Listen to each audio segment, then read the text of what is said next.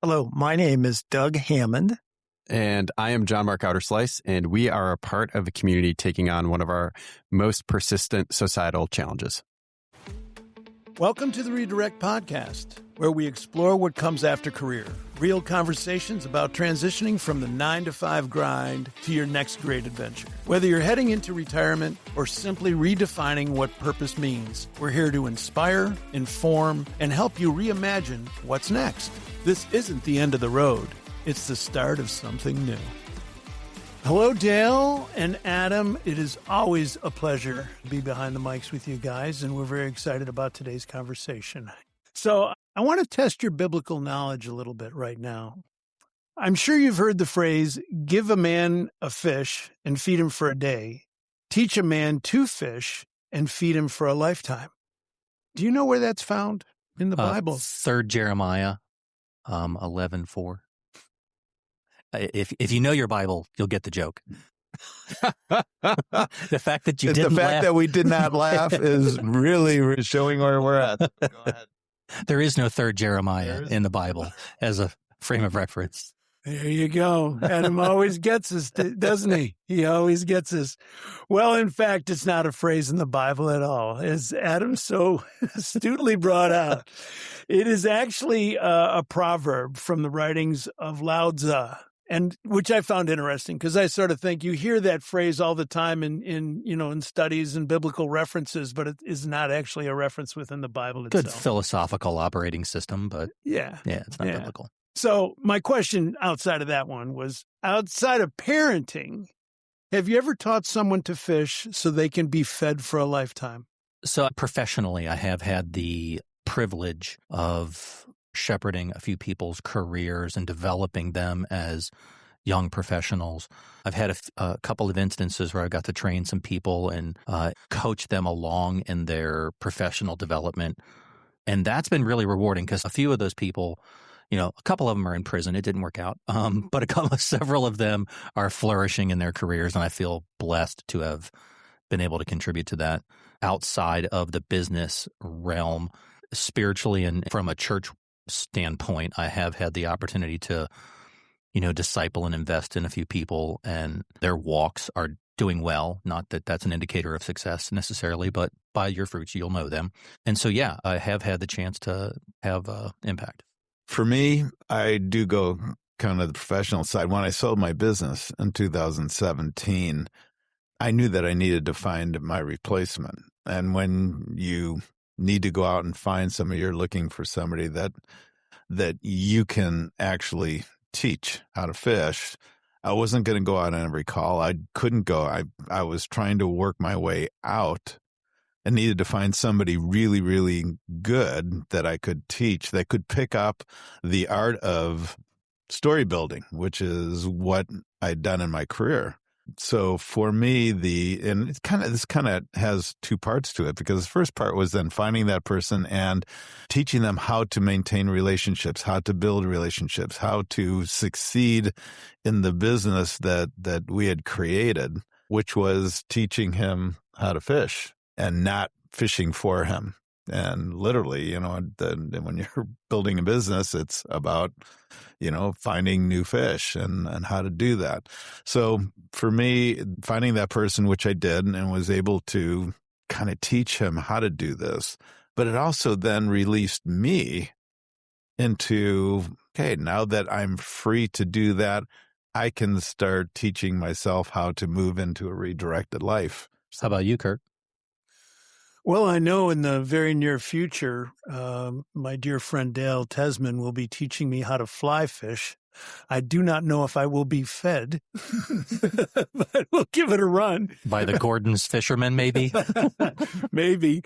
I might have to pull out the old bobber and see what happens with that. But seriously, in the work world, especially at the end of my career, I found myself, as I said, I was just taking a background seat. I was giving of myself to the people that I was working with and helping them in their discernment and their way that they value or evaluate decision-making in the business that we were at. Now that I'm no longer in that role, I'll be honest in the sense that I know I make an impact, but I don't know if I'm actually teaching people because I don't focus on that. I don't focus on, am I making an impact to a point where I'm going to affect you, Dale, and that you're going to be able to take this to the next level because I instilled it in you. I don't, at work, you can see those KPIs and those types of things, but in life right now for myself, I don't know. Maybe this is an opportunity to encourage and motivate yourself in that direction. I know I have been taught a lot and That's I've cool. learned a lot from others, but I don't necessarily know if I'm being deliberate to say to someone who comes up to me to treat it in that type of situation. Interesting. That makes sense. It does, yeah. Well, let's see if our guests today have any insight they can share on it. So today's friends of the Redirect podcast are John Ouderslys, CityLink CEO, and Doug Hammond, who is a CityLink Center volunteer. Johnmark began his journey with CityLink in 2010 using his skills as a corporate strategist with a passion for creating large-scale solutions for critical social issues. Johnmark has helped CityLink become a scalable, integrated center that breaks down barriers for Greater Cincinnati's unemployed and economically challenged to progress to a better life. Cincinnati has been his home for over 15 years, where he's engaged in community, deepened friendships, met his wife, started a family, and discovered a profound appreciation for our city. Doug started giving back shortly after college when he was accepted into the program called Volunteers in Service to America, VISTA. He ventured to Danville, Illinois, where he started and directed a youth employment program called Rent-A-Kid. I remember that. It's got such a terrible name, but it was such an interesting idea, especially in modern times. He then returned to Cincinnati and continued his education in counseling. He retired after 30 years as a guidance counselor for the Indian Hill School District. He is enjoying retired life and giving back to a variety of organizations. Doug felt the nudge to retire early, which created an opportunity for him to pursue his passion for construction. Doug volunteered for Habitat for Humanity for over 25 years. Doug is using the skills he acquired there as a CityLink instructor at the Certified National Center for Construction Education and Research. Johnmark and Doug, welcome to the Redirect podcast. Thank you. Thanks. Got to start out with you, Johnmark, and really take us on that path to CityLink. So thanks for having us. My journey was one that was a little bit wandering, but in undergrad, business came pretty naturally. Was very interested in international. Extremely fortunate to go work for a multinational corporation in the auto industry. They rotated me around a lot, afforded me the chance to get an MBA, go back to grad school again, where Chiquita Banana picked me up for another management trainee program because apparently I hadn't learned enough in the first. But they give me a chance to do more cross-functional leadership and live overseas. And during all that time, it was such an incredible training ground for systems, processes, people, all these things that are really important for organizational execution.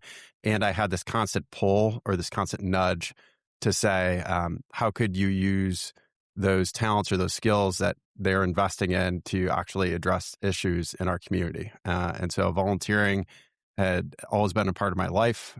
My parents had instilled that in me through kind of our own faith, as well as Boy Scouts and all those different things. So when I moved to Cincinnati, got involved in a group called Give Back Cincinnati, young professional organization, which did an incredible job of engaging young professionals in critical issues in our communities through one-day service events. And so that really opened my eyes to the challenges that our community has. And I think it just continued to invite me more deeply into this community. And then I was engaged with Crossroads Church.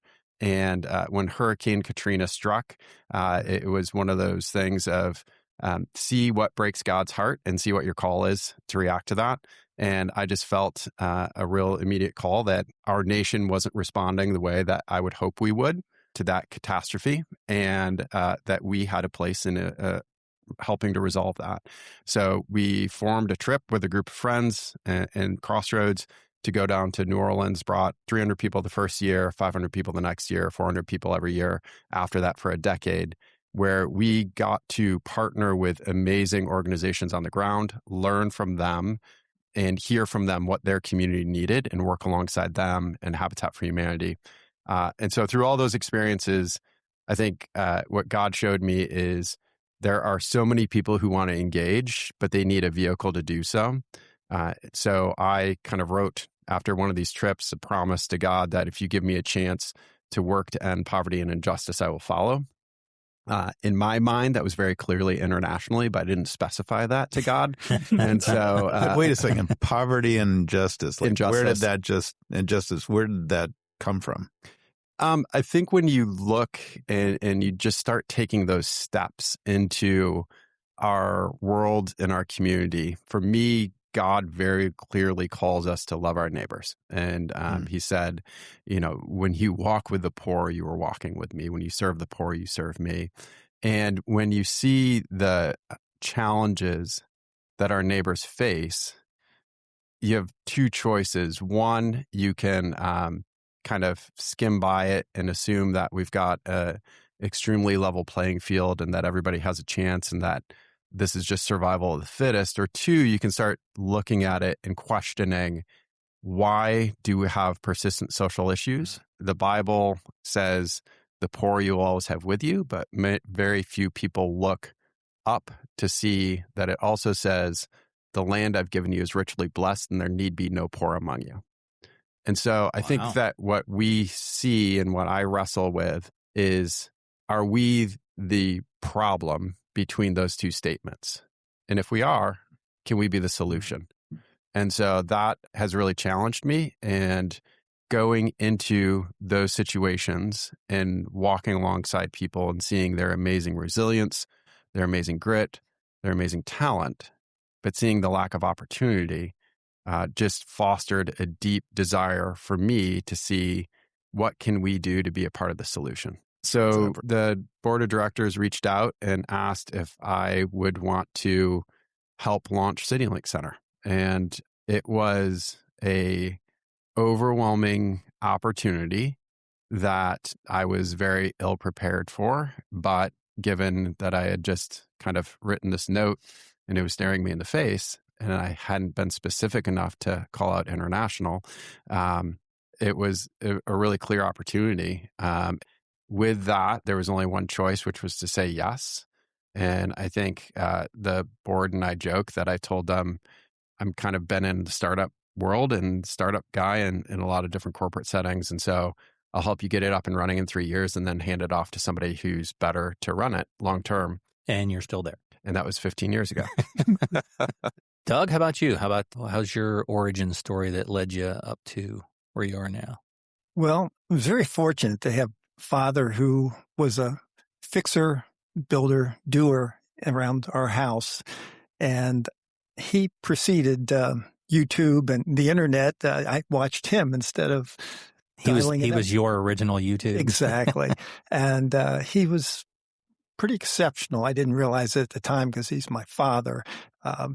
But he did things that a lot of other dads didn't do. And it took me a number of years of maturity to realize that and appreciate where he was and what he did for us. So I learned a lot about construction, demolition, projects to fix up things around the home through him. And I share that with some of the clients I work with now because I was very fortunate. And I had one young man say in the middle of a class one time, raise his hand and said, "Doug, do you realize how fortunate you were to have a father in the house that you could mentor you in that?" He said, most of us did not have that. And had you realized that before that question? Not really. I mean, I had friends whose parents played golf on weekends, and I had friends whose parents were in the spectator mode, and my father was in the coaching mode, that kind of stuff. But, dad's a dad, and I just kind of took that for granted, I think, until my years of maturity looking back on it. So, yes, I was very fortunate that way. And then through just getting involved with Habitat for Humanity, using the little skills that I did have, developed that because I worked with some very talented people through the years and learned a tremendous amount. And then, lo and behold, about 8 years ago or something, I actually got an email from a friend who I'd done Habitat with. And he said, "Doug, you got to look into this. They're starting a construction program at CityLink, and they need somebody to help with practice hand tools, power tools, that kind of stuff." And I thought, well, why aren't you doing that? And, he's involved in other things. So I went down for an orientation, and that was the beginning of the end. I have been there ever since. And so I started working with one of the instructors, Dale, who was exceptional. I worked with him with some practicing tools and things like that, and really enjoyed it. Did that for a couple of years. And then actually one of Johnmark's associates, Danny Watkins, approached me and said, Doug, how about if we ask you to get certified to teach some of the courses instead of just help with them? And in a weak moment, I said yes. Yeah, Danny's got a way of pushing people like that. Well, she is a fantastic person, yes. So that began that. And then since then, I've found it kind of a passion to be able to help people in a cause that I believe in. So that's cool that you took a personal experience of your dad and his interest that became your interest, and then you being a counselor for a high school but still volunteered over at Habitat, I'm assuming, which then created this next chapter of your life that you really are dedicating yourself to, and I find that awesome. Yeah. Talk to me about both of you guys in regard to your comfort zones are different. You come from very successful backgrounds internationally, business, Johnmark, as you spoke of, and Doug, you're in the Indian Hill world, and now you're working in a part of Cincinnati that really needs a lot of attention and a lot of help. Is that a difficult thing to do from where you've been to where you are? Interestingly, Adam had mentioned at the beginning I had done service Vista volunteer, and interesting in that I was working in a lower income in a youth development project in Danville, Illinois, and I really enjoyed that. Then I came back to graduate school and applied for some jobs and got an interview at Indian Hill. And interesting, one of the questions that the person interviewing me asked was, how can you use what you learned in your experience in Vista with Indian Hill? So diametrically opposed. And I said, interestingly, not really. I said, a lot of the problems stem from folks not having family active in their life, be it fathers or mothers who maybe are going in their own direction and not putting a lot of time in. So I said, I think I can make that transition. And interesting enough, it proved true through the years. Yeah, the problems are problems, and it doesn't necessarily mean it has to come from low income. It can come from people with means too. So I remember doing a lot of coaching when my kids were coming up and they went to the Seven Hills School, and I found the exact same thing. I saw a lot of parents who were so busy with their careers, these kids didn't know how to throw a ball. I was shocked. It didn't matter. It's just like, do you have a parent or two parents involved in your life, which was a major impact. Mm-hmm. But yeah, I think there's a challenge with us societally that we believe comfort is the right thing. And so I think that if you work out and you always do what's comfortable, you literally don't grow. You don't grow your muscles, you don't grow your endurance, you don't grow anything else. If you don't stretch yourself relationally, you don't grow, right? So what's interesting is the uncomfortable conversations that many of us avoid, and I think is gotten more challenging with the way that we interact now digitally.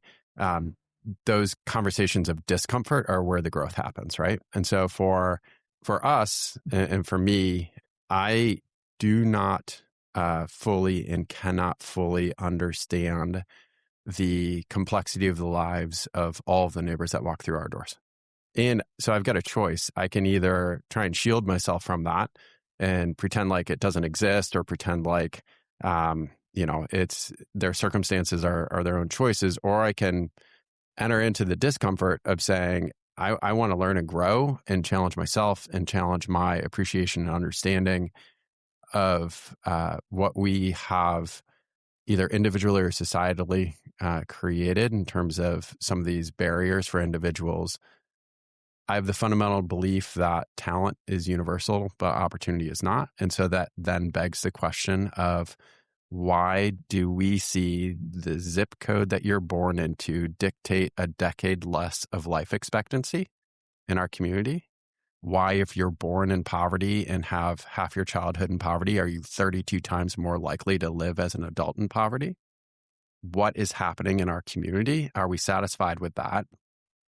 And sometimes that is uncomfortable because it's not just a reflection of our community. It's also a reflection of me. And what I have found is that in discomfort in all areas of my life is where growth occurs. And so I want to lean into that discomfort. And through that, hopefully connect with people and connect with folks in a way that we both emerge out of that discomfort in a better place. What advice would you give to somebody who doesn't want to be uncomfortable to give it a try? Yeah. So we had a teammate who just returned from a trip to India, and she quoted somebody there who had some really great advice. And they said, when you're pursuing your calling and understanding what where you're called to, they made an analogy of like testing out a mattress. So you test out the most comfortable mattress possible, and then you go down a level, and then you go down a level, and then you keep going down a level until you get to the point where you just can't sleep, and then maybe you take a step back up. I think too many of us live life in the most comfortable level that we can. So I would just challenge everybody to take the next step. And it for us, we structure those things in a way that we encourage people to come down and do one-time volunteering. And so you can come down and you can do a mock interview. It's an hour and a half of your life that can actually let you sit, engage, encourage, equip one of our neighbors that you otherwise wouldn't meet. That is a very low threshold of discomfort. And what that means to that individual is they're getting a rep, they're getting practice, they're getting perspective from somebody that will help them in their next step. Once you do that, we've got steps that you can continue to take. So I would just say, take that first step. And there's lots of great organizations to do that with. But be curious and be open, and push yourself to understand that growth occurs through discomfort. So for our listeners who might not be familiar with CityLink Center, let's take a detour for a second and talk for a little bit about what it is, what it does, and its mission. So in Cincinnati, where we're recording this, we've had a persistent challenge with poverty. So that's usually measured as federal poverty level. So it's a combination of income and household size. But if you're under 100% of the federal poverty level, your household and a single individual is making less than $14,000 a year. So traditionally, we've had poverty rates as high as 33% for adults, 50% for children. And so when the founders of CityLink Center were looking around, they took a look and said, what's the barriers? What's the challenges? And we have over 2,000 human services organizations, and we're spending a significant amount of money. So the question was, what's the disconnect between this persistent issue of poverty and the resources that are being deployed? And so, being the land of P&G, they did a bunch of great market research and said, let's talk to the individuals and understand what their reality is. And what came back were three big things. One, we were asking people with very little margin of time and money to navigate an incredibly complex system. So geographically dispersed services. And so services are located all over town. You have to rely on public transportation to access them. It's really, really difficult. The second part is we believe that individuals are holistic in nature. So like I couldn't be here if we didn't have childcare today or if I didn't have reliable transportation. And so this single approach or this single siloed approach isn't creating the results that we would want to see. Just getting somebody a job or just getting somebody financial education or just getting somebody mental health counseling. It needs to be holistic in nature. But the complexity for that is we're asking people to navigate the system, getting around and know what the qualification criteria for all those services are, right? And then the last part is because of the geographic complexity, because of the complexity of entering different services, people eventually get this emotional resignation where they say like, this is just too hard. Maybe my life can't be different. Maybe I'm tired of asking strangers over and over for help. So I'm just going to give up. Time for a quick break. If you're liking what you're hearing, do us a quick favor. Hit that follow button, share it with your friends and family, drop us a quick comment, and then a 5-star review. It really helps us keep going and growing. Then head over to Instagram and follow us there too.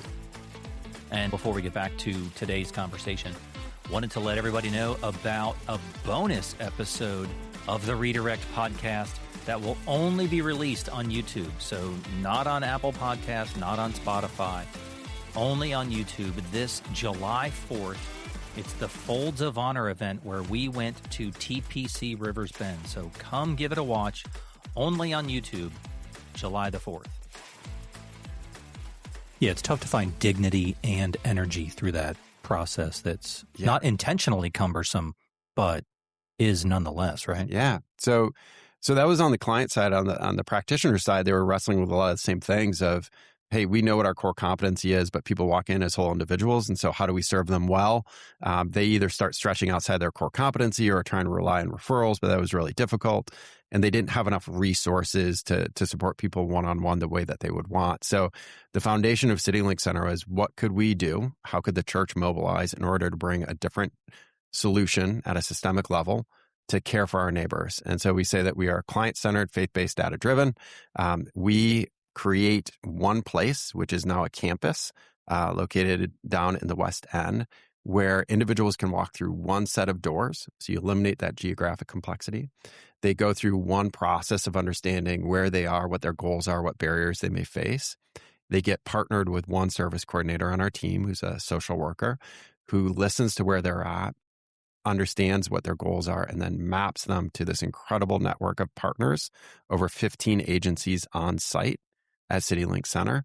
And so individuals can work on multiple different realms of their life within the trust and caring environment of one location, leveraging the expertise of all these different partners. And so that's where we say kind of it's this client-centered approach. CityLink also acts as the portfolio manager. So we're looking at how are the services doing? How are their outcomes? How are clients progressing? How do we help improve that? And the last and most important thing is we recruit, train, and deploy volunteers across our partners so that they can provide the capacity and compassion to lift up these services and care for our neighbors really well. So that's what CityLink does. Practically, that looks like vocational training across IT, culinary, construction, auto tech, medical, all sorts of different fields, on-site childcare, on-site transportation services, mental health, financial ed. All of those things are really designed to be centered around the client to help them use their God-given talent and ability to reach their full capacity and capabilities.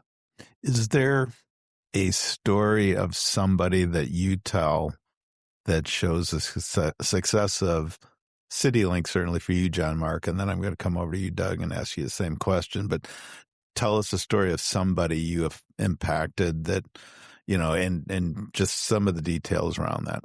Yeah. So we're fortunate that, 500 to 700 new neighbors a year trust us to be a part of their journey. Wow.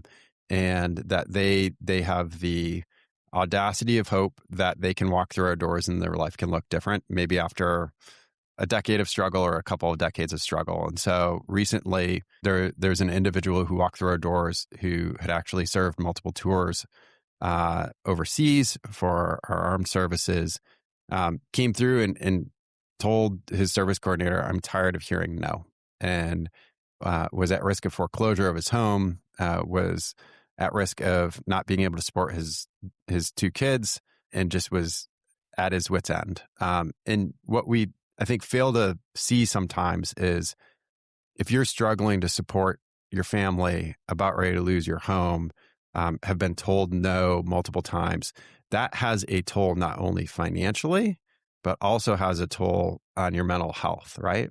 And so this is just can be this vicious cycle. So he walked through our doors. He interviewed for, was accepted into the Habitat's training program. He recognized that he had some things that he wanted to work through within a trusting relationship, so engaged in counseling. He then wanted to get his finances in order, so he worked with Smart Money and did financial counseling. He was able to attain a job offer with a great local organization, was able to acquire a vehicle through Changing Gears, our transportation partner, who sells vehicles half off with a 0 interest loan, and was able to start this job. And so he shared with his service coordinator and his team that he was at a point of despair walking in. And here's an incredibly capable, talented, caring man that had just run into challenge after challenge. He's now been promoted and is a team leader with that organization, has gotten his finances in order where he's maintaining his home, able to support his kids, has reliable transportation, has developed capabilities to manage the stress and anxiety that may come his way. And so the clients and our neighbors who walk through our doors are the heroes.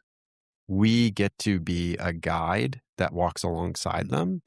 And our partners are organizations that have these amazing competencies and talents, but get to work differently when we're all working together for the same thing. And, obviously this individual's life was shaped deeply by Doug and the volunteers that we have at CityLink Center who extend that capacity and compassion in a really meaningful way.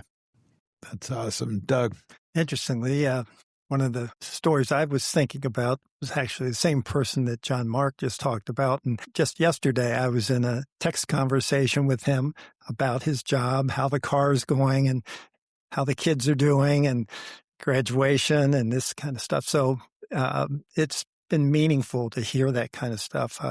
Go back to the very first time I was in a group, the initial construction program. It was a 4-week program, and a young man that I was walking in one day, and he was walking in with me, and we were about 3 weeks into the program and hadn't started interviewing yet. But I said, "How's it going?" And he said, "It's going good. Everybody's so nice, but I know what's coming." And I said, "What's that?" And he says, "I have a background. I've been incarcerated. Everything goes great until I get to a certain point and start talking to employers." And I said, "Hang in there. I think this can be different for you." And didn't think much about it. Then at the end, he ended up getting a job as a pipe fitter, a very nice paying job. And then I happened to go to a celebration down at CityLink about 6 months later and ran into him. And how are things going? Great. And I just thought, man, that's what it's all about. And then one other story, again, a middle-aged man who probably had never had a tool in his hand. We start with basic stuff, hammering. He was rat-a-tat, rat-a-tat-tat, rat-a-tat-tat. Oh. And so we worked on it. And when he finished the program, he actually got a job down at TQL Stadium. And he was getting prevailing wage, which was pretty phenomenal. I mean, we talk about double what he ever thought he would make. He came back and talked to the next group at their graduation and invited to take them all out to lunch on him. Wow. But the other thing is I keep hearing this, even the last session I worked with, everybody's so nice down here and it's genuine. And I said, well, that's hopefully what you're feeling and seeing and hearing, because that's what we want to be. I want to say, Johnmark, thank you very much for providing that overview of what CityLink's all about. That was huge education for myself. And you've been involved there for 15 years. Doug, you're a volunteer for about 8 years. About 8 years. What is the extent of your volunteer time? Because Johnmark, you made a comment about, person can come and do a one-time thing. And then here, Doug, you're a little bit beyond that because you've got somewhat of a responsibility there being an instructor. So how many hours are you volunteering there a week? Well, when the program started, it was a couple hours a week here and there, helping out the instructors. Then when I started instructing, it became a little bit more. As I mentioned, Danny, she put it all out there and dumped a lot in my lap, and I went, whoa, and it worked out. About 4 years ago, CityLink partnered with Habitat to administer the program, and they made it a 6-week program. So we do all of the core construction modules. I usually teach through 3 or 4 of them. And then they get about 9 or 10 days on Habitat site build days, which has really been a great asset for the program because they get to do the stuff in the lab, the shop we have at CityLink, but then they get to actually apply it, see it work there, work with a variety of people, other volunteers, site managers who are very different. That's going to happen in their real life job too. The different people they interact with, and some easier to get along with than others, and that. So, but it's probably, I think, Holly, who administers the program for Habitat, one time said, "Doug, I think you put in 100 hours in 6 weeks." I'm not sure it's quite that much, but you've dedicated yourself to this. Yeah, I mean, I started with CityLink. I always felt kind of a calling to something there, and it took me a few years to figure out what that was. And I started with a few things, like Johnmark said, one-time events, mash up, being a volunteer, this kind of stuff.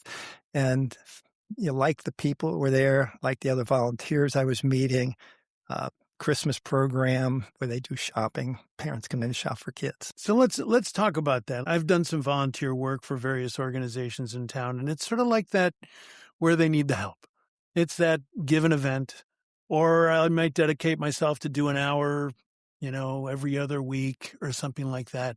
I feel good doing that, but should I really get myself more engaged? And you guys talked earlier when we met previously about the 2 and the 4 and then being with. And I wonder if you could just sort of talk about that, Johnmark.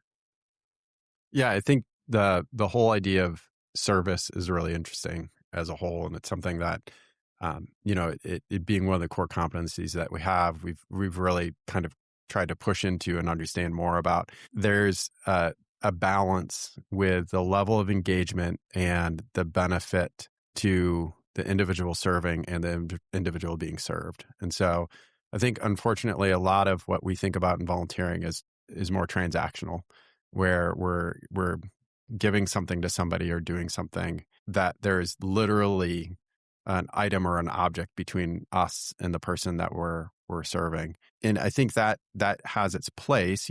There's a great book, When Helping Hurts, and it talks about relief, and that's got its place.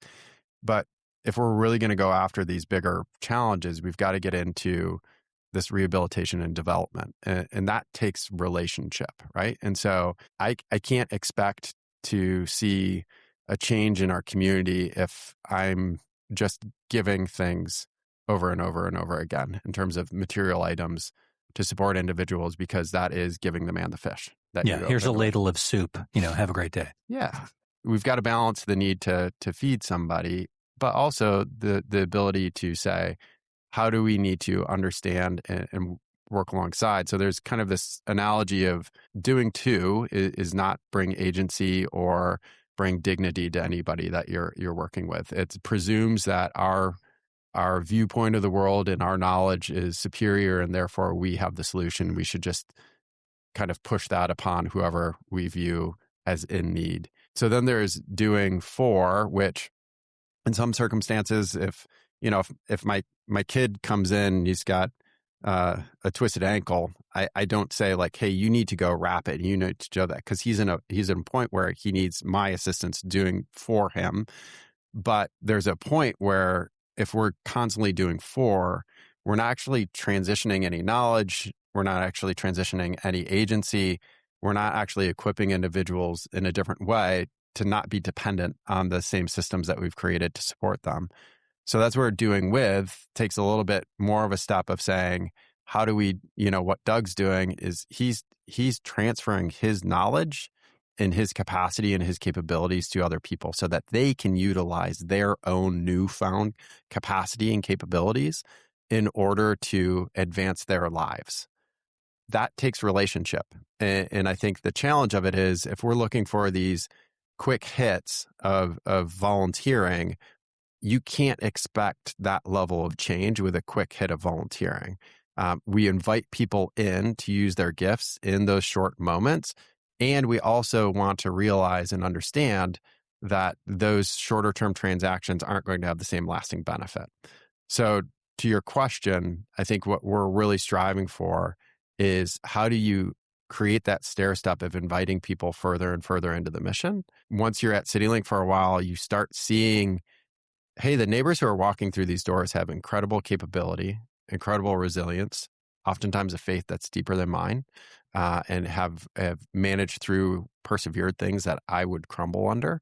Why are they stuck in this position? And that starts making you ask different questions and seek different answers. It starts to deconstruct a narrative that we might have absorbed via societal programming. Yeah. And to the original analogy that you used, it starts asking you what's wrong with the water that we're fishing in, right? So like, are there some deeper things? So that's the stair step of where do we get to? And for us, that last piece, which is an awesome example of Doug texting with the client I was talking about, he's just being with him now. This is not a framework. It's not a paradigm. It's not a structure. It is him being an authentic relationship with somebody that he has worked with to now encourage and support one another as you do in a friendship or as you do an authentic community. So the more we can bridge ourselves as a community to that point, the healthier we'll be. It's something that we believe is a biblical call. And fascinatingly, social science has finally caught up to that, where the premier researcher and authority on socioeconomic mobility is Roger Chetty, and he works with this group, Opportunity Insights. And they've released research that shows the largest factor for socioeconomic mobility is socioeconomic interconnectedness.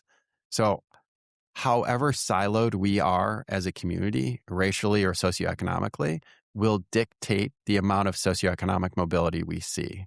So when we provide these opportunities for people who are coming from different backgrounds, have different experiences, allowing them to connect, it naturally creates this community and more equitable approach to allowing people access to opportunities they may not know existed. And so you can leverage the capital that you have of, I know some people who run some construction companies. I can reach out to them personally and say, we've got a great grad who's in this program. If you give him a chance, he's going to be an amazing worker for you. I have to be that bridge, but to do that, I have to be in relationship with people to be able to create that bridge and create that opportunity. Again, they're going to do the hard work. They're using their God-given talents. They just need a chance. And when we start to get in deeper relationship, we can provide those bridges and provide those opportunities. In the beginning of that, you mentioned the idea of volunteering and doing to being a little more of a transactional situation. What did you just describe? Yeah, so it's the framework that we think about is there's kind of like this doing to, doing for, doing with, and then being with. And I think at CityLink, we are definitely, when somebody walks through the door and if they're in a little bit of crisis, we're definitely doing for, right? Like, let's help get you Metro passes. Let's get you some food. La Soup has food on site so that people can like have some nourishment. Let's get you some diapers from Sweet Cheeks Diaper Banks. Let's get you in a point of stability, right? But then it transitions really quickly to doing with. And so then it's like, great, now we're going to teach you capacity, capabilities for you to manage your finances, for you to manage your mental health, for you to manage your career. And then once people are kind of going through that, it gets to this beautiful place of like being with, where they're coming back for client celebrations. They're texting friends. They're supporting one another in their classes. I think one of the most misunderstood pieces that I had walking in was this concept of generosity flowing down. When we look at our clients, they are the most generous people I have ever met in Cincinnati. They support one another financially. They support one another socially at a level that I can only aspire to in my life. If a family member has an emergency, there's no questions, no doubts. They are sending them money.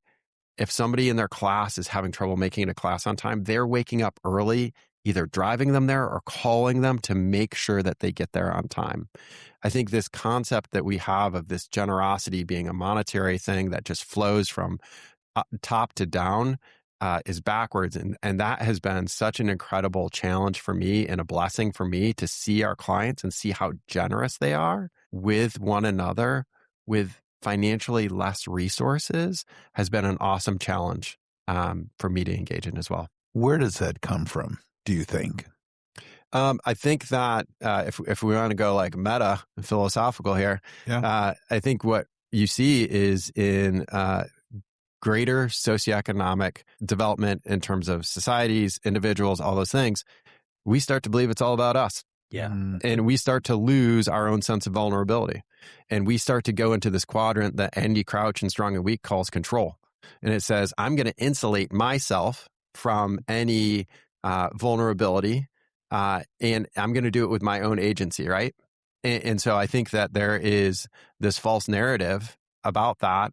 And the individuals that we serve are so much more present in the moment, understanding and having empathy for their neighbors, and have a relational connection that goes deeper than I think happens in more affluent societies, affluent individuals, where we insulate ourselves from risk and dependency with our financial means. I think you used the word superiority at that earlier. Yeah, I think there are aspects where we can shift to control, where I don't need to ask my neighbor for something. I can outsource it to a company. And that way, I'm not putting myself out relationally. There's no reciprocity there. I don't have to worry about them asking me for something if I just like DoorDash some dinner to myself, right? But that robs us of relationship. And I think when you don't have that same economic means, you are in much more authentic relationship. I had the privilege, with Chiquita, of living in Costa Rica for a while. And when we said like, I've been blessed that my parents raised me as a person of faith, but I've really been challenged in growing in that. When I lived there, I would say like, hey, see you tomorrow. And they would say, God willing. And they didn't mean it like as this pithy expression. They actually knew that the vulnerability of living in, which is an incredible country that has got much more wealth than security than a lot of others, but knowing the vulnerability that they face, they truly were more reliant on God and less reliant on themselves. And so they truly meant like God willing, right? Wow. And so I think that we can delude ourselves into believing that we are in control and that we can insulate ourselves. And our clients don't have that reality. They have a reality of understanding and knowing the fragility of life and the precarious nature. And with that comes a sense of gratitude and generosity that I don't see in other places. Thank you for that explanation of the to, the for, the with, and being with. I thought that was phenomenal. Now, what's the process? If I was to come into CityLink next week and sit down with somebody, are there people there that would sort of get to know me to find out what my resources are, what my skills are, and then plug me in? How does that all work, and how does somebody become a part of the CityLink organization? Yeah, great question. So it starts off with we've got an incredible volunteer manager, Ebony, who works with individuals. If you go to citylinkcenter.org/volunteer, you can take a look and you can look at these different levels of engagement. So it can be one-time volunteering, it can be ongoing volunteering, and then it can be one-on-one volunteering. We want to ensure that everyone is equipped to feel prepared and to serve well. So typically somebody will come in, they'll do an orientation, we'll give an overview what the organization is. This is for the ongoing volunteering, and get to know where your strengths are. And then we'll take a look and say like, hey, these look like they could be potential fits for you, whether that's working at our hospitality at the Welcome Center, doing financial literacy classes, doing ongoing mock interviews or resume reviews, helping out in construction class or in other programs. So there'll be kind of a conversation about where are your strengths and where do you want to engage? And then you get trained. So you're going to shadow somebody. We don't ever want to throw somebody into a situation where they feel unprepared or ill-equipped. And we don't want that for our clients either. Our clients are coming to a financial education class to learn real things, be equipped. So we want to make sure the teachers are set up for success. So you would shadow somebody. And after that shadowing, you would make a decision of, is this someplace that I can see myself serving? If so, you get put on the team, you sign up and you grab the shifts that fit with your schedule. And so for some people, that means serving 2 hours a week. For other people, that means serving for 20 hours a week. For some people, it's 2 hours a month. It's really built in a way that we want to understand who you are, share what the opportunities are, connect and train you, and then allow you to choose when you engage with the center. And Doug, as a volunteer, what would be your advice?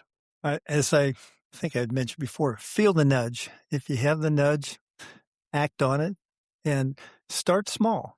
Don't jump in over your head because that tends to burn people out.